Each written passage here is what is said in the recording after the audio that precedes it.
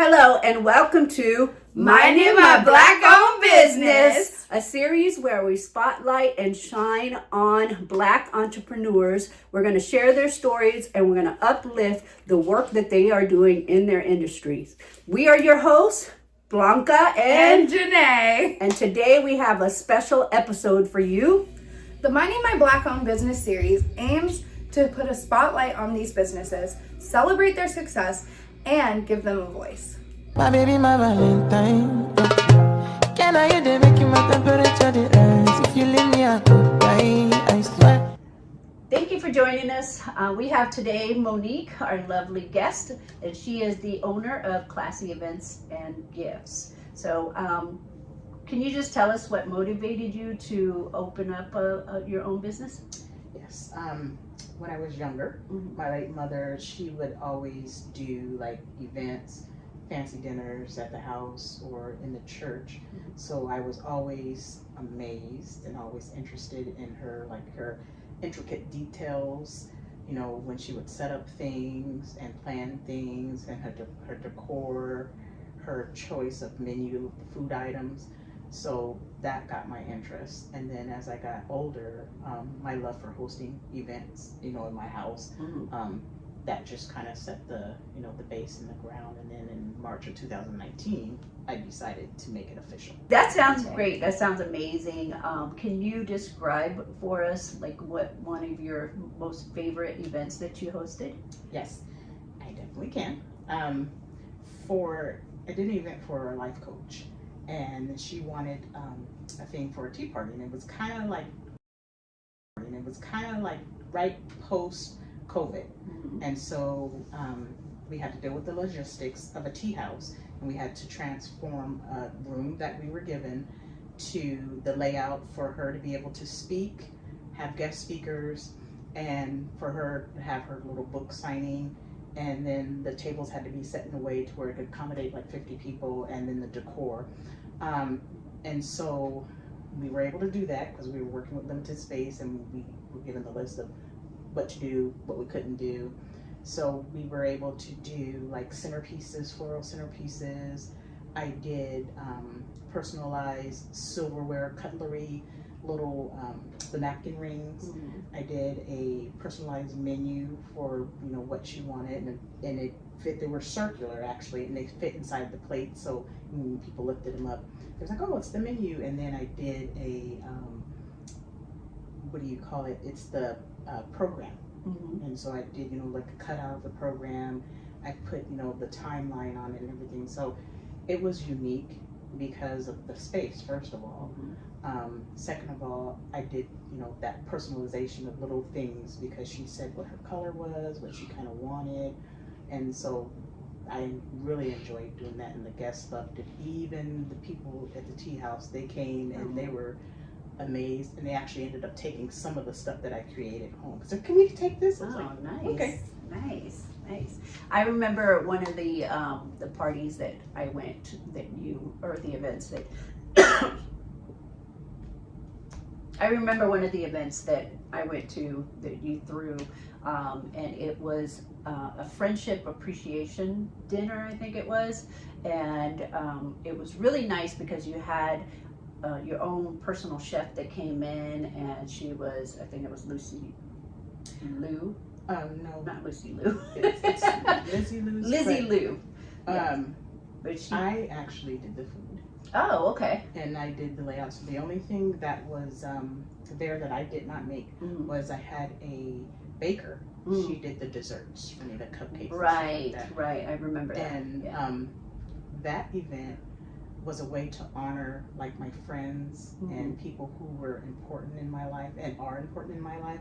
And it had two of my favorite chefs, which is Chef T.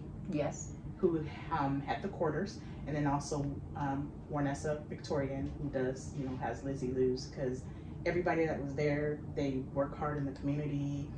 They're family oriented. They take care of their kids, Yeah. So it was a way for me to give back, to have them recognized, because sometimes our hard work goes unnoticed and unrecognized. So it was for me, my way of saying, I see you. Yes. I want to honor you. Yeah, yeah. So that was a funny thing. Yeah, that was really fun. I liked the decor that you had. I think it was like a royal blue color, if I remember correctly. No, am I getting them mixed up? Yeah, because I've done one with royal blue, but Yeah. this one was more of the earth tones, like the rose color, the burgundies, the gold, Oh the soft yes, blushes. I remember now. Because I wanted something yeah. elegant that really, you know, women that spoke to me like, oh, this is, you know, real woman-like. This is just queen. Grown woman. Exactly. Yes, it was a grown woman party. Yeah. Oh my God! No! Okay, so what I want to ask you, what are some common misconceptions of event planning? Because we know that a lot of people think that event planning is fun, you're just kind of hanging out, you're partying and doing this kind of thing, but there has to be a lot of hard work into event planning, and you have to be organized and be able to be creative. So what are some of the misconceptions you think? I definitely agree with everything you just said. Mm. First of all, some of the misconceptions, people think that it's cheap. Mm-hmm. It doesn't cost a lot. It does cost a lot. There's a lot of moving pieces, and it depends on, you know, the venue, depends on your client, and your budget. People also think that your work should be cheap, like the prices that are charged. They don't factor in a person's time, the logistics, the dealing with, you know, a lot of vendors, and that it's easy. Yes. Because it is not easy. We just make it look easy. Right. But it's not. Right. That's why you guys are professionals in it. And so I get that question a lot when, as an entrepreneur, when you tell somebody your price or what it's going to cost them, they're like, "Ooh, that's expensive. Yeah. You don't you have the family discount?" And you can't. They have to understand that, you know, we are putting in our time, we are putting in our hard work as well, and you know, we should be compensated for that. Yes. We shouldn't just do it for a cheap cost because you're my cousin or my mom or whatever. Yes. But I know that as far as event planning, there is a high cost for it, and because we did our daughter's wedding, and it was expensive, and we did not have an event planner. We didn't have somebody there who was doing it for us. We had to do it ourselves, and even that, just out of our own budget, it cost a lot of money. So I have a lot of respect for event planners and people who can organize these functions and events so that they can make it to where it helps the families. Yes. Yeah. And people don't understand that caveat piece of it is, if you're in the event, like you were saying about your daughter's wedding, you're focused on your daughter and how the wedding is going. You don't have time to go, oh, that centerpiece is, you know, missing, or where is, you know, where's the caterer? The caterer is supposed to be here, and you know, they were supposed to be here 15 minutes ago. Well, where's the cameraman? You don't have time to do that because your focus is on, you know, your daughter, the event. So the event planners kind of take that away from you. Right. You know, it's like there's their responsibility to figure out, okay, the caterer, where's the caterer? And then come up with something to fill that gap until the caterer gets there. So it's a lot that goes in, you know, behind the scenes that people don't see and don't understand. Right. So I want to talk about how you handle challenges during an event that you're planning, because I know we were just talking about a wedding and trying to find out where the caterer is and that sort of thing. So what are some things that you do to handle challenges? Whew.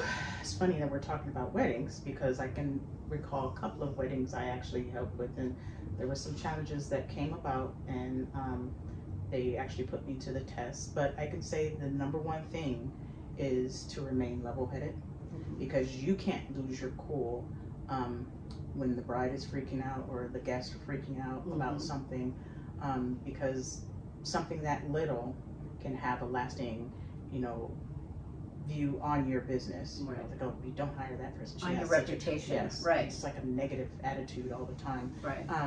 I can think of a couple times where, you know, the brides were a little late because they were out taking pictures, and, you know, the guest had to be in a room, and it was summer, it was hot, and the water was very limited, and so people were getting anxious and they were getting upset. So some of them were trying to go downstairs into the banquet room, which I was instructed to not let anybody in there until the bridal party got in, because there was introductions that had to happen.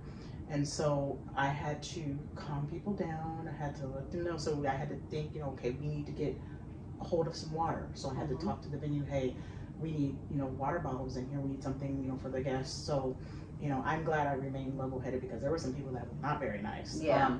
And then another thing I can think of is, did a wedding like 3 years ago, and the actual wedding took place on the upper part of the grounds, and the house was where the reception was, and so there was like 2 different, you know, places I had to run back and forth to, and so I had to keep kids and people out of the actual house until the bridal party was done. So you had little kids running around, the parents not, you know, watching their kids. So, you know, I had to go grab parents and say, hey, you know, your little one is running around messing with decorations. Can you stop? So, but I had to rehab that level head, you know, because you have to think before you do things, and then also be flexible.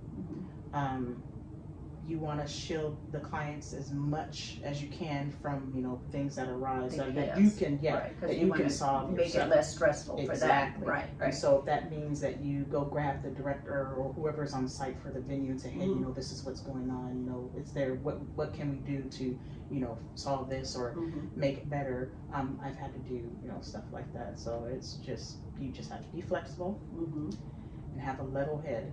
Yes.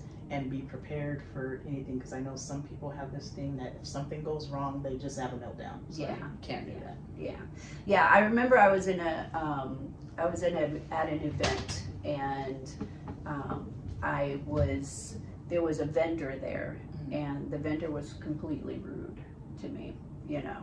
And I remember thinking, you're a business owner, you're an entrepreneur, and you are providing a service for somebody. And so if you have a bad attitude, that's just made me not want to shop with you. And it also made me tell other people, that person's rude. You don't want to go dealing with them. You don't want to hire them for their services or anything like that. So it is very important that as an entrepreneur, you're always putting your best foot forward, because you are providing a service, and you are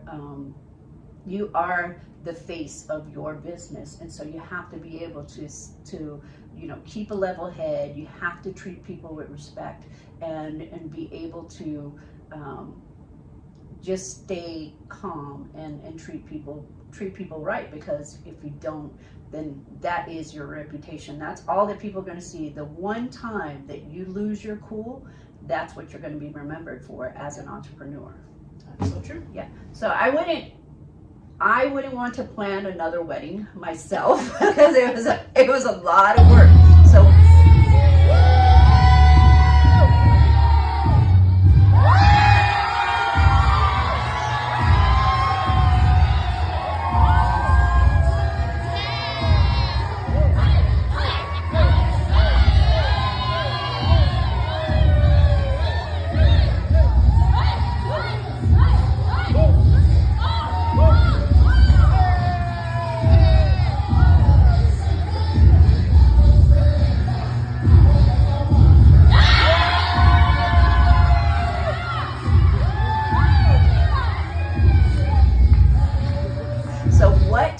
tips would you give someone who wants to plan their own events? Okay.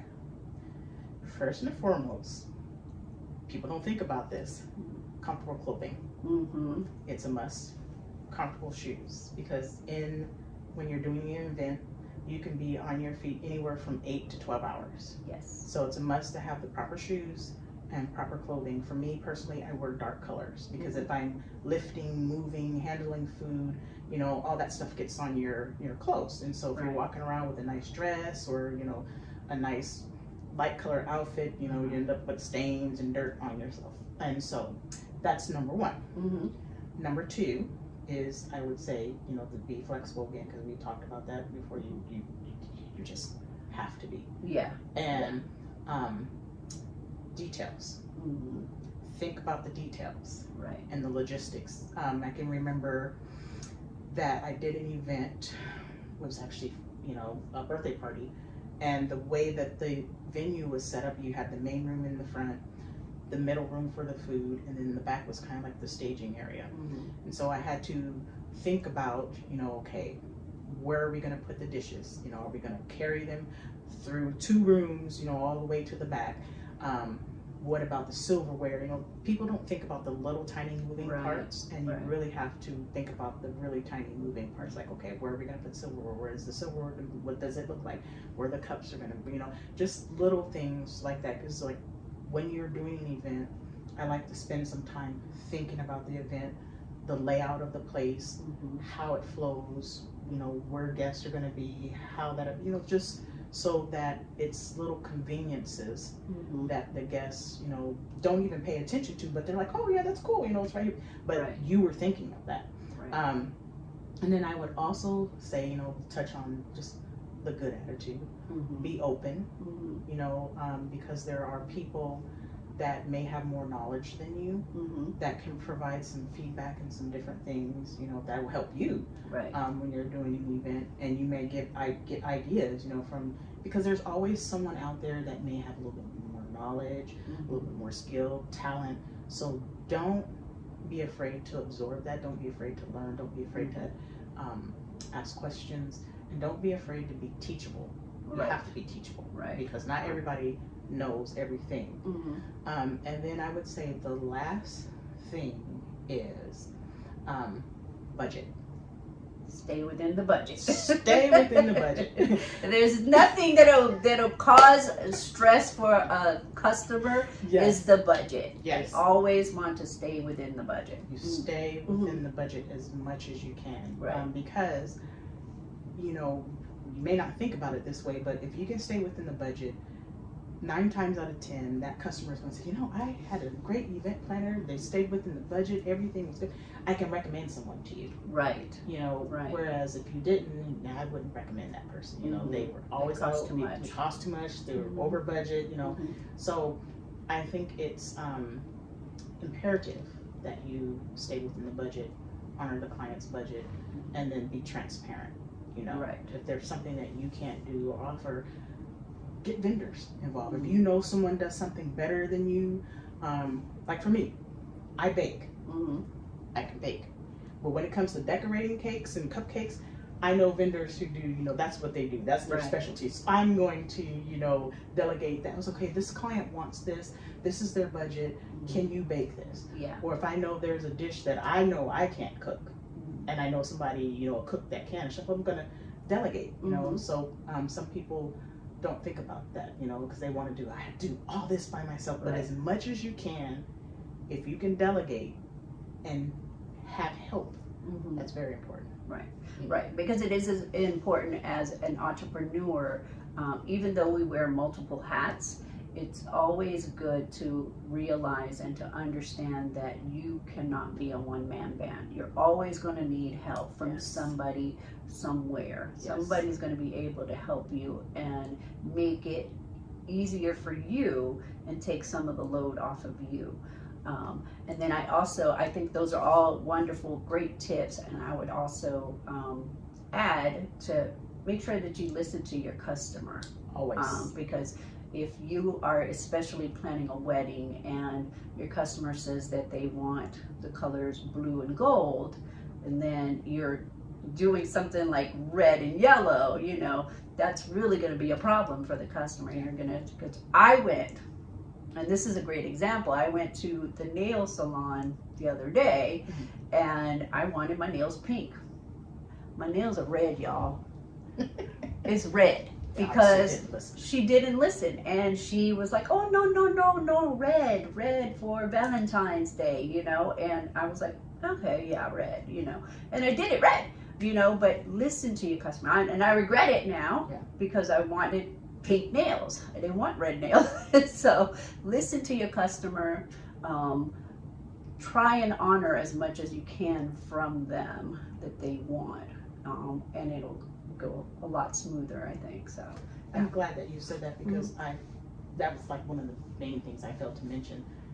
People forget that that's very important, because first of all, when you're really listening to your customer or your client, you'll pick up on things, their details that they may not speak, but they'll say something. Oh, I want this blue, the shade of blue like the sunset, or I really like, Caribbean theme, and then that gets your wheels turning. Like, okay, you'll like for me, when a client gives me colors, I make a color palette, and then I send it to them and say, okay, these, based on what you said, this is what, I came up with. What do you think? Right. And then from there, I incorporate, okay, they said they like Caribbean things, or they said they like, a theme. Yes, a theme. And then I try to, go with that. And then I think about the little details. So it is very important that you listen to clients, because that's actually how you build your clientele too. Because and it starts to turn your creative wheels, because you're thinking, okay, they want blue and they want Caribbean and they want this and they want that, and then you're like, oh, we can do this or we can do that. So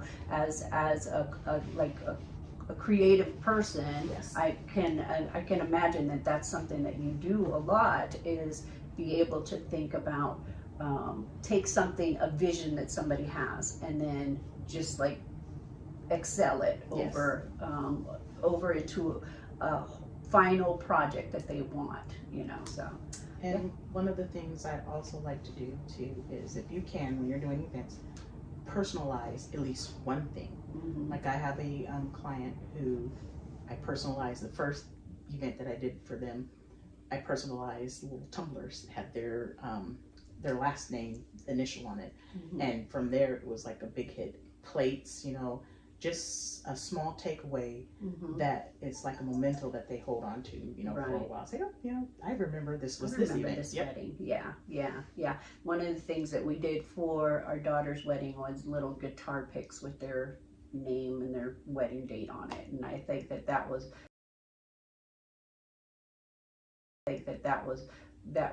something that a lot of the guests were like, oh, these are cute. Yes. We get to take these home with us, so because it was a music theme, and so that was something that was really nice for them.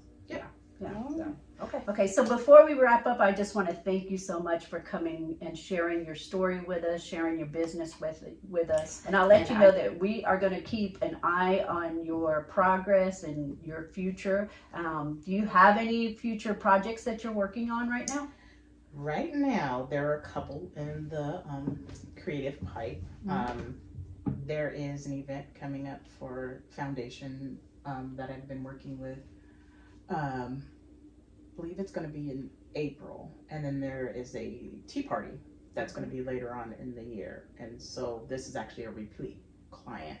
Nice. So hopefully, nothing happens between now and the summer and everything goes off with a hitch. Right. Well, we would definitely love to have an invitation to any of your future events. We're happy to have you here with us on our channel, and just thank you so much for coming. If any of you want to get a hold of Monique and her company, Classi Events and Gifts, her links will be in our description down below. Thank you so much for joining us.